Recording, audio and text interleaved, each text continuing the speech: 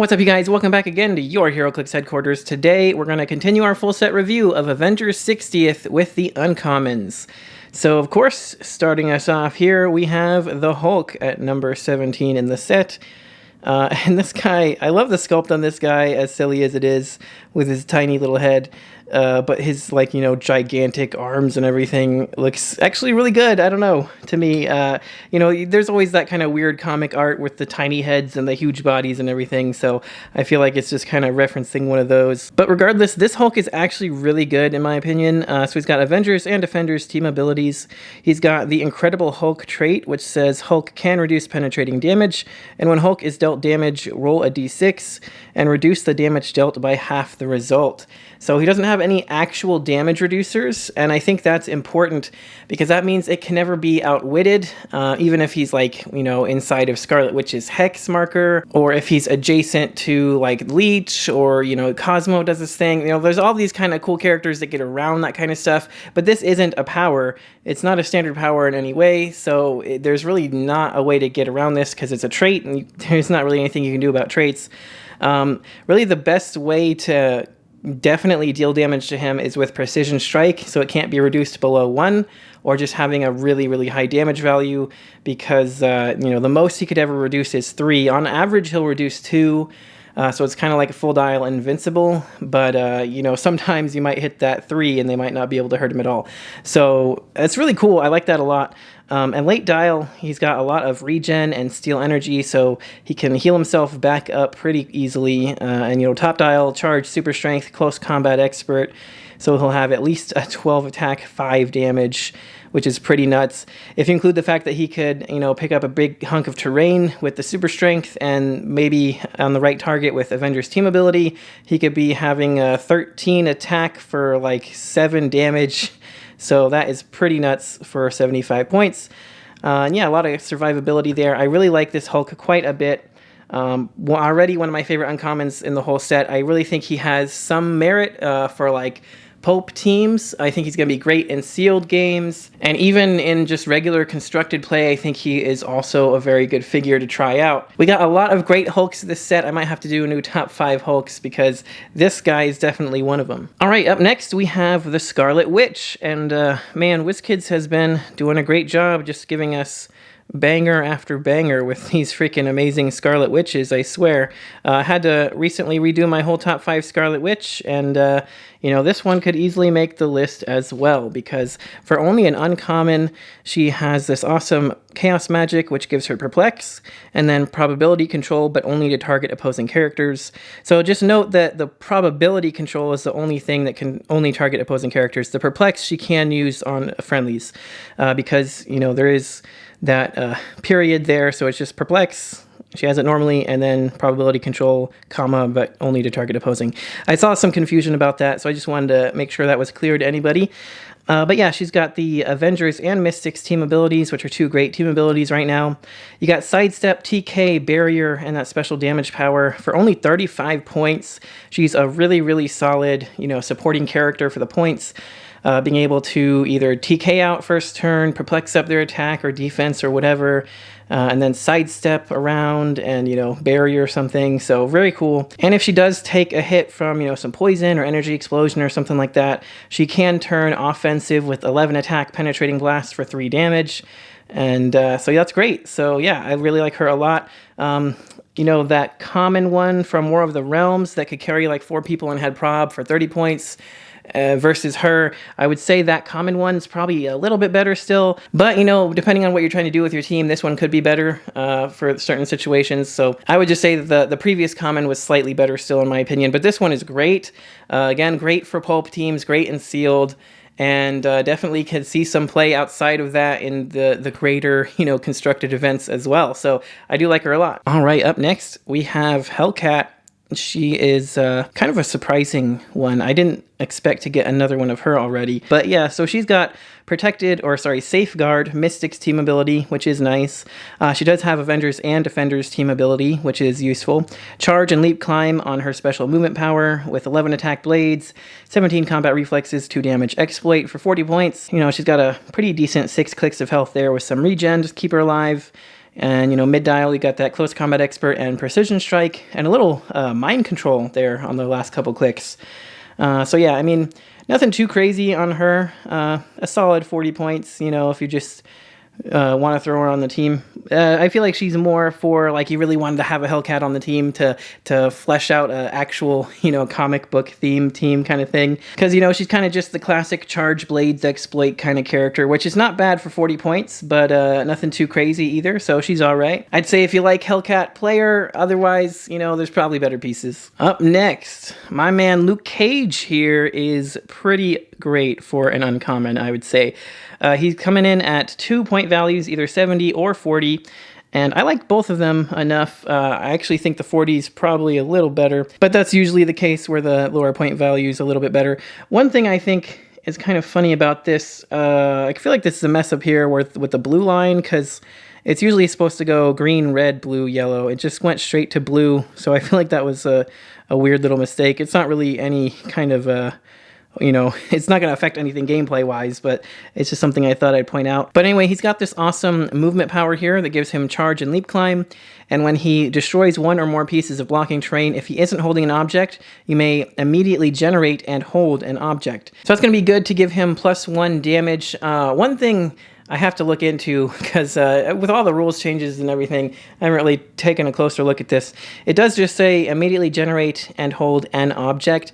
It doesn't say like a standard object, so you might be able to actually generate, some of the objects that like come in the play at home kits and stuff, which, you'd think are all just the same, but they're not, because I was taking a look at some of them, and some of them give you giant reach, 2, 3 even. Some of them have more damage when thrown, like the Captain America set had the grenade that gives you like 3 damage when you throw it, and the nightstick gives you 2 square giant reach. The Iron Man kit had like a trident that gives you 3 square giant reach or something. So if you can generate any object for him to hold, generating one of those would be really cool to give him like a giant reach effect or something. I'd have to look into that. I don't know if that's actually possible. Regardless, it's going to give him +1 damage no matter what. And then he also has a special attack power that gives him super strength. And when Luke Cage is given a close or ranged terrain action, increase the damage dealt by 1. So that is really good if he actually picks up like a big hunk of terrain that does +2. He could be dealing +3 for 6 damage. Or even, just by his own effect, holding an object, he could be dealing +2 for 5 damage, which for 40 points is great. That's why I think 40 points is really where you want to go here. You're only losing 1 on your defense and switching, invincible for impervious, which is fine by me in most cases. But otherwise, he's got the same movement power, same attack power, same damage, and same damage power. Like, you might as well play the 40-point line. Of course, he does have improved movement to destroy blocking there, so that's how he, of course, uses his trait to destroy stuff and get an object to hold. So I really like him a lot. He's got the Avengers team ability, so he could be having like a 12 attack top dial for 40 points for potentially 5 or 6 damage. It's not bad at all. And I love that improved movement to destroy stuff is great. Plus, he's a team player wild card there, so he can copy other team abilities. Maybe get some super senses or something on a 6, or maybe even get defenders, so he, can be defended up to an 18 or something. There's a lot of great things you can do with that too. So, like I said, I like him a lot. He's great. Up next here, we've got Misty Knight, and she is great. There's kind of a little, Heroes for Hire Defenders kind of theme going on here with the Luke Cage, Hellcat, her. So that's really cool. We also had Jessica Jones in the comments. So it's always nice to see, because I do like that team a lot. But she's got this awesome consulting detective trait that says, when establishing theme teams, choose a friendly character. The chosen character gains the detective keyword. And she's only 30 points. So I was saying with Jessica Jones in the comments that being able to kind of cheat out a theme team, especially with detective right now, is pretty great. I feel like she is overall better than Jessica Jones, in my opinion, because she's 10 points less, so that gives you a little more wiggle room for what you're trying to put on your detective theme team. She's got stealth, super strength, toughness, and the special damage power here gives her leadership, and free, choose one to last this turn, close combat expert, empower, or enhancement and range combat expert. So I like that a lot more than the weird perplex thing that Jessica Jones had, because that gives you good options for close or range attacks, especially when comboed with the super strength. Or, it also helps your whole team out a lot more with the leadership and either the Empower or Enhancement, whatever you need. So I do like that a lot. Like I said, yeah, she's pretty great. Defender's team ability as well, so probably help defend her up from her 17 toughness. But yeah, she can kind of just sit there and snipe with Ranged Combat Expert, 11 for 3, or you could use the Super Strength to pick up an object, and when somebody comes close, you know, switch to that Close Combat Expert and hit somebody. Literally, you can have 11 attack for like a good 4 or 5 damage for 30 points. Not bad at all, and she can sit there safely in stealth and be, you know, leadershiping and empowering, enhancing, whatever you need. So that's great, and of course, like I said, bringing a detective character on, detective is a great team, or just keyword in general right now. You got all the mystery cards, and there's just a lot of great detectives right now, so she is really, really good for that. Again, you know, that's great for Pulp and beyond. She's one of those characters that may be even better, in my opinion, in just like general constructed than actually even in like Pulp format or something, just because there's more, you know, detectives and stuff to work with for her keyword and everything. But she is great even for 30 points as a nice little supporting / kind of third string attacker kind of character. But yeah, I like her a lot. Up next, we've got Jocasta. And it's been quite a while since we've seen her. I want to say the actual Age of Ultron set was the last time we got a Jocasta, and that one was freaking amazing.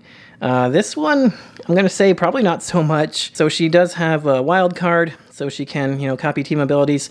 She's got a trait here that if a friendly character is named Ultron is on your force, you can modify her attack +1. If a friendly character named Ant-Man is on your force, modify her defense +1.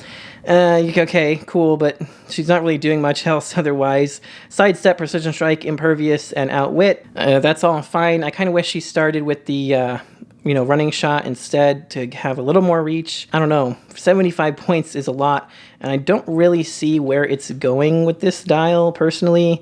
Oh, she does have another trait here. Actually, it says, when Jocasta is KO'd after resolutions, deal 3 damage to all characters within 2 squares of the last square she occupied. Okay, so yeah, I guess she's just a bomb. You just run her up in there and let her get killed so she can explode and do damage to everything, which is fine. That's great, but I wouldn't want to spend 75 points to do that. You're kind of just saying, here's 75 points so I can get, you know, a free 3 damage to all characters within 2 squares. That's not even penetrating or anything, so she's fun for sure. Run her up in there, let her do her thing, and then explode maybe. Otherwise, her dial's kind of just bland to me, and for 75 points, that's asking quite a bit nowadays. She's kind of a pass for me, which I hate to say because last Jocasta was so great. So overall, she's kind of a lot of points and not really doing enough until she's KO'd, and kind of just giving your opponent points that way. So personally, I'd probably avoid playing her, which I kind of feel sad saying because I feel like she could have had some kind of merit there. If her dial was a little better and she was less points, she could have actually been pretty good. But moving right along, next up, we've got Grandmaster here, and this guy is pretty crazy, as usual, you know. But no, he's all right. For an uncommon, I do like him at the lower point line, at least. I did play him in Sealed, and he did pretty well for me. So he does have a Cosmic Energy team ability, of course. He's got a trait that says, once per turn, you may re-roll a roll made by a character within range and line of fire. Adjacent opposing characters can't use probability control. So that's really, really good. It just says re-roll a roll made by a character within range and line of fire. So I'm pretty sure that could be literally anything, like leadership, super senses, shape change, blades, breakaway, attack rolls, obviously, impervious, you know, all that kind of stuff. So yeah, because it's not probability control itself, it is literally just re-roll a roll made by another character. So that's really cool. I think there's some really interesting things you could do with that. Of course, Cosmic Energy team ability is good. And that's, I mean, pretty much all he does. Nothing else too crazy. But for 40 points, he's got that phase teleport, some precision strike, toughness, and that really cool re-roll ability. Now, for 90 points, he's got invulnerability and telekinesis. Honestly, I kind of feel like they should have swapped around the precision strike and TK, because I feel like his lower dial should have been more support-oriented, giving him the TK, and then his high dial there, you could have given him like running shot on his first click or something, and had the precision strike so he could actually be like doing something, or at least sidestep, I don't know. But yeah, anyway, for 40 points, he's good. For 90, I don't think I'd play him for 90 necessarily. That is a pretty big investment. I mean, why do that when I can still get the best thing he does, which is that cool reroll ability for less than half the points, take 50 points off. So Yeah, I think play him at 40 if you're going to play him at all. Otherwise, there's probably better things you could do with 90 points. Now, next we've got Thanos himself, and this guy is like the king of sealed, basically. If you pull this guy in sealed, you might as well pull the super rare. He is pretty freaking nuts. So we'll take a quick look at him here, see what he can do. Of course, he's got the Cosmic Energy team ability, giving him that protected outwit and willpower for his whole dial. Perfectly balanced, as all things should be. At the beginning of your turn, you may choose an opposing character that dealt damage to Thanos since your last turn. If you do, choose a displayed standard power that character can use, and Thanos can use that power until your next turn. So that's really cool. If anybody manages to deal damage to him, he can take one of their powers and use it himself. So there's some really cool stuff you could do with that. You know, get some maybe range combat expert, penetrating blast, energy explosion, pulse wave, like who knows? There's a lot of cool stuff you could do there. You could even do something defensive like energy shield deflection, super senses, you know, like I said, lots of great options with that. So for 175 or 100 points, he's pretty deadly. I mean, he's got a whopping 11 clicks of health there, running shot, 12 attack, precision strike, 19 invincible, 4 damage, shape change. So he's very well defended. He can deal a lot of damage. Got good reach nowadays, 10 movement with flight and running shot, 6 range. Has pretty far reach for current dials now. And later on he gets some outwit, but he also has that stop click that gives him invincible and regeneration. So if he lands on that stop click, you could just regen him back up. And, you know, he's still got like sidestep, penetrating blast, impervious, outwit. He can still be doing a lot of damage and take another hit and just stop again. So very, very good. Like I said, basically the king of sealed games. If you pull him, definitely the uncommon you want to pull for sealed. And, you know, in pulp games, he's his powerhouse for that as well. You know, it doesn't give you a whole lot of room to build around. And if we're talking Thanos, is, you know, he doesn't really compare at 175 to the legacy Thanos at 175. But, you know, that's a legacy figure. You got to hunt down that old figure. You got to buy that expensive legacy card, etc. This is just an uncommon, and he is very powerful. So, like I said, if you're just playing sealed or a pulp game, I think he is going to do great for you. Otherwise, there's probably better Thanoses, but he is pretty ridiculously great nonetheless. But moving along, next we have the leader, and man, this guy's actually pretty great. I also managed to play him in a sealed game as well, and he did quite a bit for me. So taking a look at what he can do here, he's only 35 points. He's got this amazing traded mind control, and when he uses it, he can use improved targeting for hindering, elevated, and characters, which is nuts. He can see through everything but blocking with his mind control. And he's got 6 range triple target with that mind control, so he's going to be able to see a lot of stuff. You know, you got stealth, TK, super senses, and prob as well. Only a 10 attack for that mind control, but he's got prob, and if you got somebody there to perplex up his attack 1 or 2, then, you know, he is a huge threat for 35 points. Being able to mind control your team through just about anything, and just being, you know, a team player there with the TK and the prob is great enough on its own for 35 points. Stealth and super senses keeps him pretty well protected, but really it's that traded mind control that just makes this guy such a huge threat. Again, he was very good in sealed. He's going to be great for pulp games. I could see him being played outside of that as well, just because of that amazing mind control power. It's going to take a little more setup. You know, you might have to TK him out.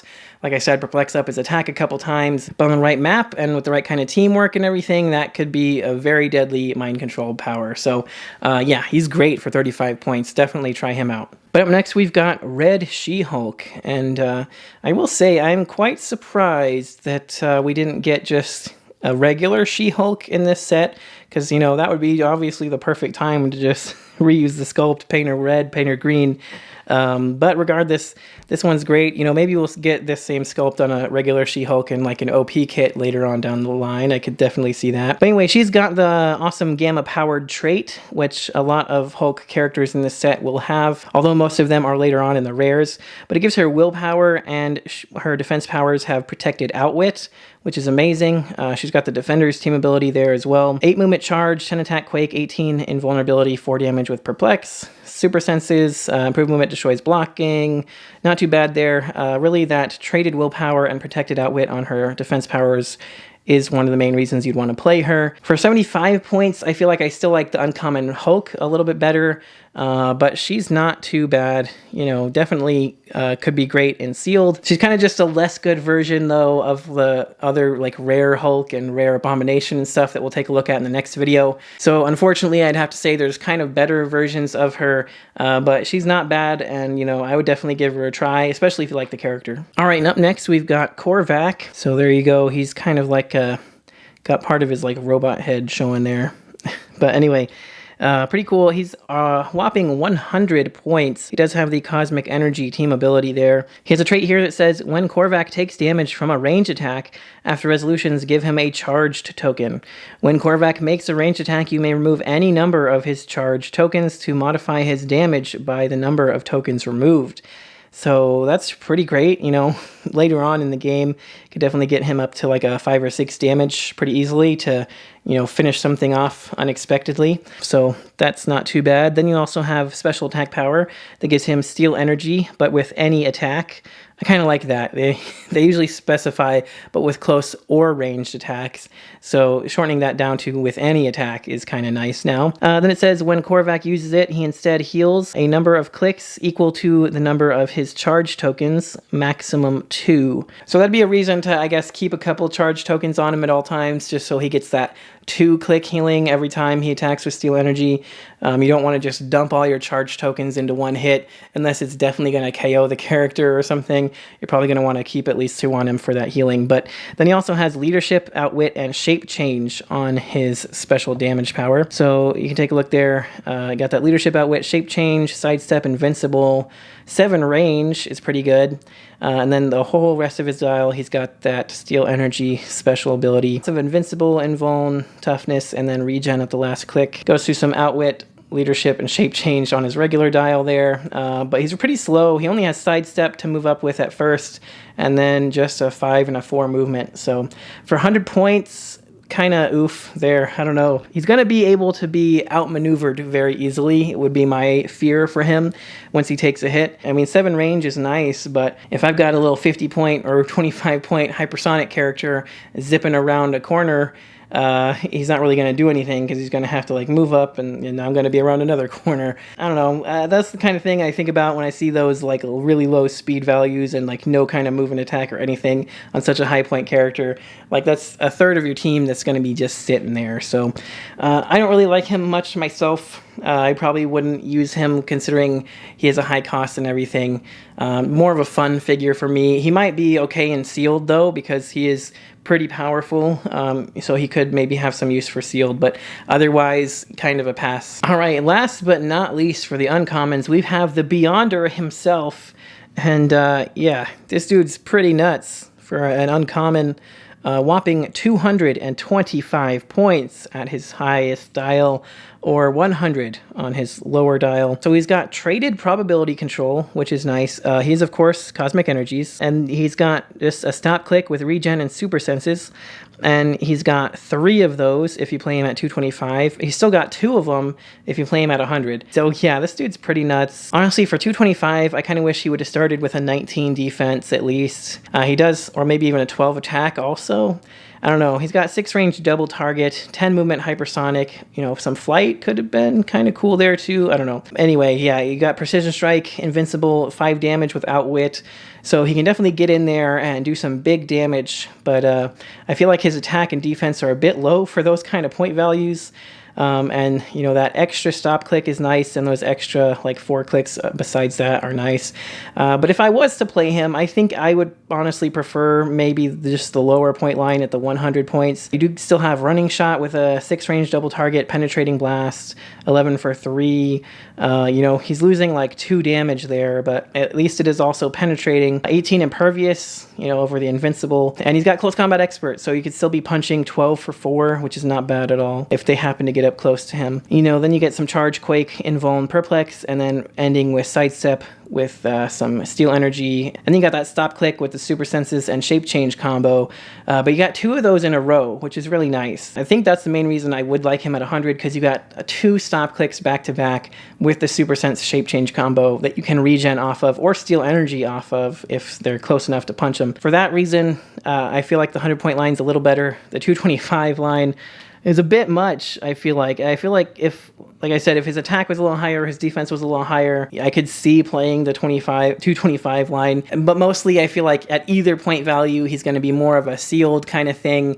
He's going to be really fun and sealed. He's going to maybe be okay in pulp. There's probably still some better things you could do. Like, I feel like Thanos is a little bit better in my opinion. But, you know, traded prob control is nice. 2 stop clicks is pretty good. So he could maybe have some use there. But anyway, he's pretty cool. Nonetheless, it is cool to get that character again. I kind of feel like I would prefer he'd been like some ridiculous super rare figure or something. But again, it is also kind of nice to have just more of a easier to obtain uncommon, because I feel like only other one we had of him was a super rare or something like that. I can't remember. I don't think there's been very many of Beyonders that we've had. Anyway, regardless, that is it. That's all my opinions on the uncommons so far. Of course, let me know in the comments what you guys think of this set so far. If you enjoyed the video, make sure you smash the like button because it does help me out a lot. And don't forget to click that subscribe button so you don't miss any videos. But if you guys would like to help support the channel even more, make sure to check the links in the description for our Patreon, as well as that join membership button down there for the YouTube memberships. For either one, you can join for as little as $1 a month and get entered into our monthly giveaways. So make sure to check that out if you're interested. But yeah, that's going to do it for this one. Thank you guys again so much for watching. Until next time, this has been Heroclix Headquarters signing off.